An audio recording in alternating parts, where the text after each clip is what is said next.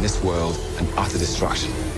After a trilogy of films, his sacrifice in Avengers Infinity War, and his very own Disney Plus spin-off, what's left for Tom Hiddleston's Loki to do? If Season 2 of Loki is any indication, the next phase in his screwy life involves running around time and space in a smart TVA tie-in jacket combo, with the good cop to his bad cop, Owen Wilson's Mobius. Season 1 laid a wobbly foundation for this time-displaced Loki variant, where the character's new adventures proved to be amusing if not conceptually interesting. But are multiversal shenanigans the pinnacle of ambition for Thor's complex, chaotically neutral adopted brother? Does Season 2 provide the god of mischief a newfound, and much needed, sense of glorious purpose? Only one way to find out. A little good old-fashioned legwork.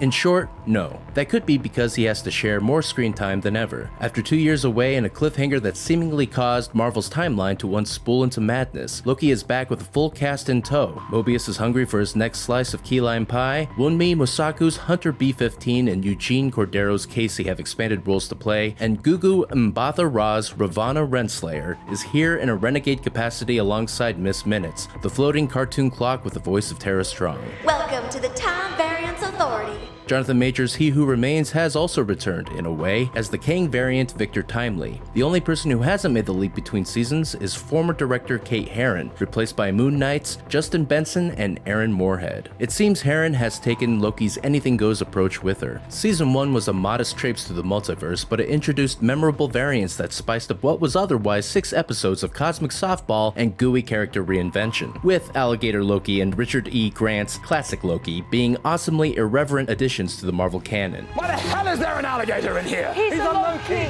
Most prominent among these was Sophie DiMartino's Sylvie, whose violent grudge against the Time Variance Authority revealed their godlike founders, the Timekeepers, to be robotic fakes. Sylvie and Loki formed a romantic bond while pursuing the Keeper's Oz-like creator, He Who Remains, who hid away in a castle at the end of time and eventually found himself on the business end of Sylvie's magic blade. See you soon. His death scattered the timeline and proved Sylvie's arc to be the most consequential of Season 1. I mean, think about it. Quantumania is totally her fault. So let's stop wasting time. This season treads more cautiously. After realizing her purpose, Sylvie has smaller things in mind, like working at a rural McDonald's in 1982. Considering the corporate coziness of Disney and Mickey D's, seeing the chain's golden arches gobble up the screen as Sylvie works through her existential malaise feels exceptionally gross. It gives the impression that Loki has willingly devolved further into an obligatory moneymaker that plays safe with its otherworldly mischief and keeps its characters as one note as possible so as not to rock the McBoat. The McDonald's thing fudges other aspects of Loki, like its production design, which otherwise remains the strongest element of the series. The meticulous recreation of the chain's circa 82 decor and uniforms is distracting, and it pales in comparison to the inventiveness of the TVA's stiflingly bureaucratic clockwork layout, which in some spots of Season 2 resembles a vintage wood panel take on Men in Black. That's what's been happening. Wow. There's a nice, quiet visit to the TVA's Jetsons-esque automat, so Mobius can score that slice of key lime pie, and the set shares a color motif with the commissary's surroundings that makes the scene visually pleasing. While Mobius at least gets his pie, Season 2 doesn't provide much for Loki to sink his teeth into, at least not in the 4 episodes available for review. Spoiler mandates forbid getting into the season's nitty-gritty, but it's safe to say Loki has become more of an ensemble figure as other characters get a chance to, well, not grow exactly, but hit their one note loudly and often. It's all in service to the central thrust of the season, which focuses on the potential for these rogue variants, represented by Sylvie and Raphael Casel's Brad, to live their lives unpruned. That potential is dangled in front of characters like Mobius, who claims contentment with the TVA, though Wilson is a strong enough actor to convey the bit of doubt concealed by his hilarious mustache. That's right.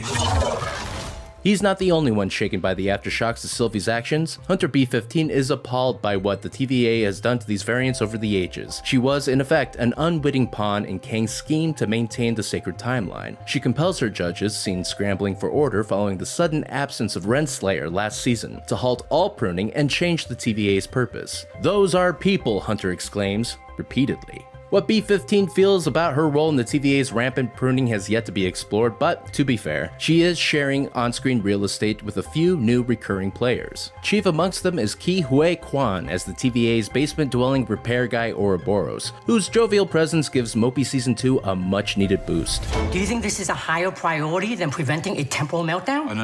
I just focused on the temporal meltdown. I agree. Kwan is a conspicuous casting choice following his exploration of the multiverse in Everything Everywhere All at Once. But he can't lend any emotional gravity to the series' dutiful face setting because he's too busy feeding Loki and Mobius an endless stream of technical jargon. It's a glaring contrast to the poeticism of his Oscar-winning performance that also illustrates the algorithmically structured nature of the current MCU. Times, you know that? Yeah. You've seen that? Yeah. Can you fix that? No.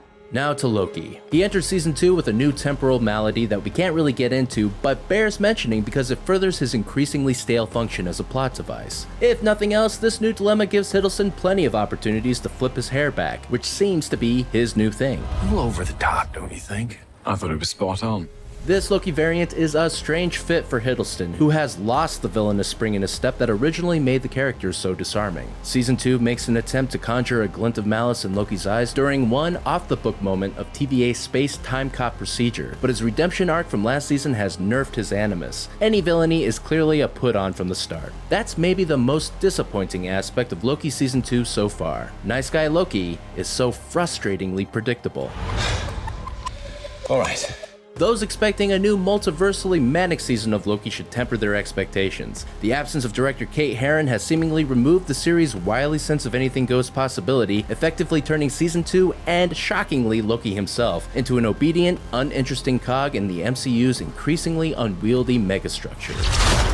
For more TV reviews, check out what we thought of Ahsoka and The Continental. And for everything else, stick with IGN.